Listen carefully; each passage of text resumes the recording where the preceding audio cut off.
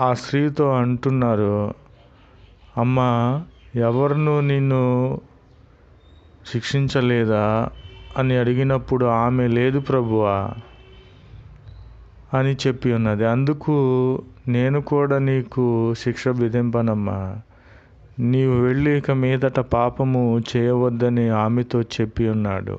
ప్రభు నామమునకు స్తోత్రములు కలుగునుగాక. ఆమెన్. यीशु मसीह की जय। क्या किसी ने तुझे पर दंड की आज्ञा ना दी? यीशु मसीह की जय। उसने कहा, हे प्रभु, किसी ने नहीं। यीशु ने कहा, मैं भी तुझे पर दंड की आज्ञा नहीं देता। जा और फिर पाप ना करना।